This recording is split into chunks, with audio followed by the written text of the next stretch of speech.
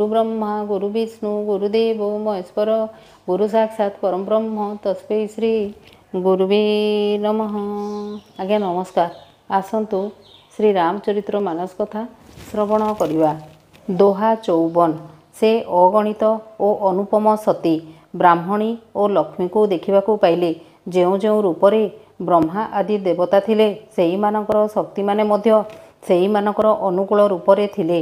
सती जेउठी जेते रघुनाथ को देखिले सेहीठारे सकल देवता को सेही मानकर शक्ति मानकर सहित देखा पाइले। संसारर चराचर जीव को मध्य अनेक प्रकार देखिले। से देखिले देवता माने अनेक वेश धरी प्रभु श्री राम को पूजा करुछंती, किंतु राम को से कौनसी ठारे भी भिन्न रूपरे देखा पाइले नाही। सतीଙ୍କ सहित श्री राम अनेक स्थान रे देखा कले, किंतु तांकर वेश अनेक नथिला। सर्वत्र सेही एका रघुनाथ एका लक्ष्मण और एका सीता को देखी सती को बड़ भय लगिला। तांको छाती थरिला, बुद्धि हजिगला। से आखि बुझी देई बाट मझिरे बसी पड़िले। किछि समय परे दक्ष कुमारी आखि खोली चाहती तो केही केउठी दिसिले नाही। तेणु से श्रीरामकर चरण रे बारंबार मथा नत करी भगवान शिव जेउठी थिले सेठाकू चलिले। दोहा 55। से जाई शिवंक निकटरे पहुँचु पहुँचु शिव हस हस मुखरे कुशल प्रश्न करी कहिले, तुमे श्रीराम को किपरि परीक्षा कल, सत कुह। मास परायण द्वितीय विश्राम। सती श्री रघुनाथंकर प्रभाव बुझी जाइथिबारु भयभीत होई सत कथाटी लुचाई देले ओ शिव को कहिले, हे नाथ मु किछि भी परीक्षा करी नाही, केवल सेठाकू जाई ठीक आपणकर परि तांको प्रणाम कली। मोर दृढ़ विश्वास जे आपण जहा कहिले ताहा मिथ्या होई न पारे। शिव ध्यान बलरे सबू देखि पारिले एवं सती जहा जहा कहिथिले सबू जानिगले। जहाँक मायार प्रेरणा रे सतींकर मुहरु भी मिछ बाहरी पड़िला, सेही श्रीरामंकर माया को से नतमस्तक होई प्रणाम कले। महाज्ञानी शिव मने मने विचार कले, हरि इच्छारूपी अदृष्ट अति बलवान। सती सीतांक वेश धारणा करिथिले जानी शिवंक मनरे बड़ दुख हैला। से भाविले मु जदि एणिकी सतींक सहित प्रीति करिबी तेबे भक्ति मार्गरे कलंक लागिजिब एवं बड़ अन्याय होइजिब। दोहा 56। सती तो परम पवित्र, तेणु तांको परित्याग करिबा ठीक हेब नाही। पुणी तांको प्रेम करिबा भी बड़ पाप हेब। शिव मुह खोली किछि कहिले नाही सत, किंतु तांको हृदय रे बड़ संताप जात हैला। तेणु शिव प्रभु श्रीरामकर चरण कमल उद्देश्य रे मथा नत कले एवं श्रीराम को स्मरण करू करू तांको मनरे भाव आसीगला जे सतींकर इह शरीर रे से आउ तांको सहित पति रूपरे मिलित हेबे नाही। से मने मने एहा संकल्प करिनेले। एहीपरि संकल्प करी स्थिर बुद्धि शंकर श्री रघुनाथ को स्मरण करी करी निजर निवास कैलास अभिमुखे चलिले। से जिबा बेले सुंदर आकाशवाणी हेला, हे महेश आपणकर जय हेउ। आपण दृढ़ भक्ति रे निदर्शन देखाइले। आपणकर छड़ा आउ किए एहीपरि प्रतिज्ञा करि परिबो। आपण श्रीरामंकर भक्त समर्थ एवं भगवान। एही आकाशवाणी शुणी सतींक मन चिंतित होइगला। से संकोचर सहित शिव को पचारिले, हे कृपालु हे प्रभु आपण तो सत्यर धाम एवं दीन दयालु, आपण की प्रतिज्ञा कले दयाकरी कहंतु। सती विनती होई बारंबार एहीपरि पचारिले सत, तथापि त्रिपुरारी किछि कहिले नाही। दोहा 57।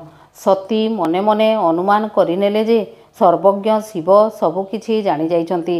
से मने मने भाविले मु शिवंक निकटरे कपट कली। नारी स्वभावत मूर्ख ओ अल्प बुद्धि होइथाए। दोहा 57। प्रीतिर सुंदर रीति देख, पानी मध्य दूध सहित मिसी दूध मूल्य बिक्री हुए, किंतु सेइथिरे कपट रूपक खटा टिकिए पड़गले पानी अलगा हो जाए एवं सेइथिरु स्वाद चली जाए। निजर कृतकर्म मने पकाई निज भूल बुझीपारी सतींक मनरे एते चिंता हैला जे ताहा कही हेब नाही। से बुझीगले शिव हेउचंती कृपार अगाध सागर, तेणु से मुह खोली मोर अपराध कहिले नाही। ଶିବଙ୍କ ଗମ୍ଭୀର ମୁଖ ଦେଖି ସତୀ ଜାଣିଗଲେ ଯେ ସ୍ୱାମୀ ତାଙ୍କୁ ପରିତ୍ୟାଗ କରିଦେଲେ। ତାଙ୍କ ହୃଦୟ ବ୍ୟାକୁଳ ହୋଇଗଲା। ନିଜର ପାପ ବିଷୟରେ ଚିନ୍ତା କରି ସେ କିଛି କହିପାରିଲେ ନାହିଁ। କିନ୍ତୁ ତାଙ୍କ ହୃଦୟ ଭିତରଟା କୁମ୍ଭୀର ଉହା ପରି ସନ୍ତାପିତ ହେବାକୁ ଲାଗିଲା। ସତୀ ଚିନ୍ତିତ ଥିବା ଜାଣି ତାଙ୍କୁ ସୁଖୀ କରିବା ନିମନ୍ତେ ବୃଷକେତୁ ଶିବ କେତୋଟି ସୁନ୍ଦର କଥା କହିବାକୁ ଲାଗିଲେ। ବାଟ ସାରା ଏହିପରି ବିଭିନ୍ନ ଅତୀତ ଘଟଣା କହି କହି ବିଶ୍ୱନାଥ ଯାଇ କୈଳାସରେ ପହଞ୍ଚିଗଲେ।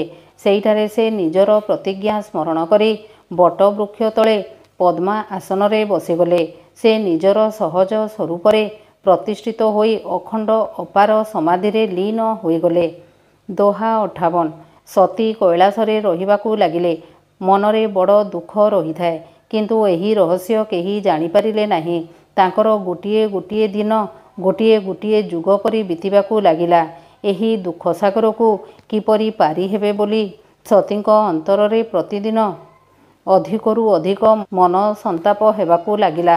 ସେ ଭାବିବାକୁ ଲାଗିଲେ, ମୁଁ ରଘୁପତିଙ୍କୁ ଯେଉଁ ଅପମାନିତ କଲି ଏବଂ ପତିଙ୍କର ବଚନକୁ ଯେଉଁ ମିଥ୍ୟା ବୋଲି ଭାବିଦେଲି, ବିଧାତା ମୋତେ ତାହାରି ଫଳ ହିଁ ଦେଇଦେଲା। ମୋ ପ୍ରତି ଯାହା କରିବା ଉଚିତ ତାହା ହିଁ କଲା। ଏବଂ କହିବାକୁ ଲାଗିଲେ, କିନ୍ତୁ ରେ ବିଧାତା, ମୁଁ ଶଙ୍କରଙ୍କର ପ୍ରତି ବିମୁଖ ହେବା ସତ୍ତ୍ୱେ ମୋତେ ଯାହା ବଞ୍ଚାଇ ରଖିଛୁ ତାହା ତୋ ପକ୍ଷରେ ଉଚିତ ହେଲା ନାହିଁ।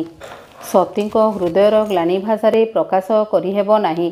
ବୁଦ୍ଧିମତୀ ସତୀ ମନେ ମନେ ଶ୍ରୀରାମଙ୍କୁ ସ୍ମରଣ କରି କହିଲେ, ହେ ପ୍ରଭୁ, ଆପଣ ଯଦି ସତରେ ଦୀନଦୟାଳୁ ବୋଲାଉଛନ୍ତି, ଯଦି ଦୁଃଖ ହାରି ବୋଲି କହି ବେଦମାନେ ଆପଣଙ୍କର ଯଶ ଗାଉଛନ୍ତି, ତେବେ ମୁଁ କରପତ୍ର ଯୋଡ଼ି ବିନତି କରୁଛି, ମୋର ଏହି ଦେହ ଶୀଘ୍ର ନାଶ ହୋଇଯାଉ।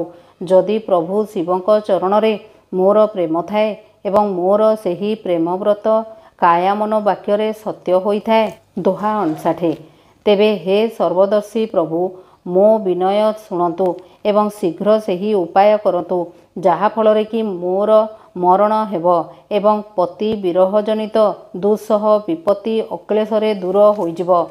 ଦକ୍ଷ କନ୍ୟା ସତୀ ଏହିପରି ଅକଥନୀୟ ଦାରୁଣ ଦୁଃଖରେ ଅଭିଭୂତ ହୋଇ ଦିନ କଟାଇବାକୁ ଲାଗିଲେ। 87,000 ବର୍ଷ ଅତୀତ ହେବା ପରେ ଅବିନଶ୍ୱର ଶିବ ସମାଧି ଭାଙ୍ଗିଲା। ଶିବ ରାମ ନାମ ସ୍ମରଣ କରିବାକୁ ଲାଗିଲେ। ସତୀ ବୁଝିଗଲେ ଯେ ଜଗତପତି ଶିବ ସମାଧିରୁ ଉଠିଲେଣି। ସେ ଯାଇ ଶଙ୍କରଙ୍କର ପାଦରେ ପ୍ରଣାମ କରିବାରୁ ଶିବ ତାଙ୍କୁ ସମ୍ମୁଖରେ ବସିବାକୁ ଆସନ ଦେଲେ। ଭଗବାନ ଶଙ୍କର ଶ୍ରୀହରିଙ୍କର ରସମୟୀ କଥା କହିବାକୁ ଲାଗିଲେ। ସେତେବେଳକୁ ଦକ୍ଷ ପ୍ରଜାପତି ହୋଇଥିଲେ। ଦକ୍ଷଙ୍କୁ ସକଳ ପ୍ରକାରେ ଯୋଗ୍ୟ ବିବେଚନା କରି ବ୍ରହ୍ମା ତାଙ୍କୁ ପ୍ରଜାପତିମାନଙ୍କର ରାଜା କରିଦେଇଥିଲେ। କିନ୍ତୁ ଉଚ୍ଚ ଅଧିକାର ପାଇ ଦକ୍ଷଙ୍କ ମନରେ ଅତ୍ୟନ୍ତ ଅହଙ୍କାର ଜାତ ହୋଇଯାଇଥିଲା। ପୃଥିବୀରେ ଏହିପରି କେହି ଜନ୍ମ ହୋଇନାହିଁ ଯେ କି ପ୍ରଭୁତ୍ୱର ଅଧିକାରୀ ହୋଇ ମଧ୍ୟ ମଦଗର୍ବି ନ ହୋଇଛି। ମଙ୍ଗଲ ଭବନ ଅମଙ୍ଗଲ ହାରି ଦ୍ରବୟୁଷ ଦଶରଥ ଅଜିର ବିହାରୀ। ଜୟ ରାମ ଶ୍ରୀରାମ ଜୟ ଜୟ ରାମ, ଜୟ ରାମ ଶ୍ରୀରାମ ଜୟ ଜୟ ରାମ।